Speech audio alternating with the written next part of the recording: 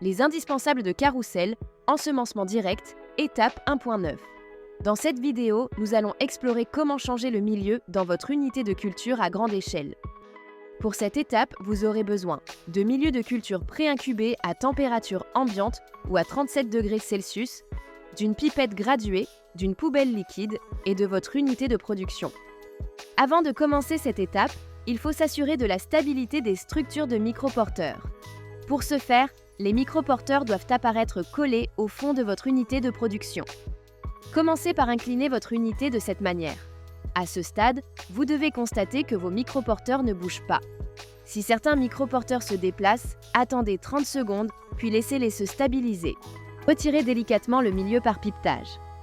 Veillez à laisser un volume résiduel pour éviter de pipeter les microporteurs qui n'ont pas encore adhéré au fond de votre unité de production.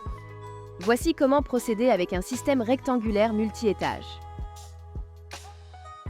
Ajoutez du milieu de culture frais en le versant doucement dans l'unité de production.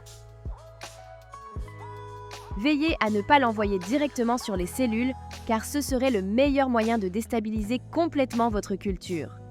Si nécessaire, cette étape peut également être réalisée par pipetage. Distribuez avec soin et délicatesse le milieu de culture sur toutes les couches de votre unité de production. Pour cela, suivez attentivement les gestes recommandés par vos fournisseurs. Notez que cette procédure est identique pour tous les types d'unités de production disponibles sur le marché.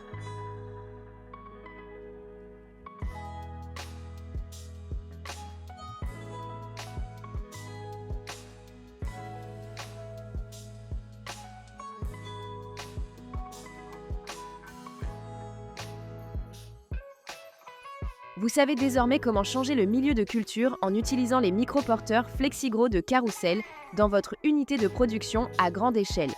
Simple comme bonjour.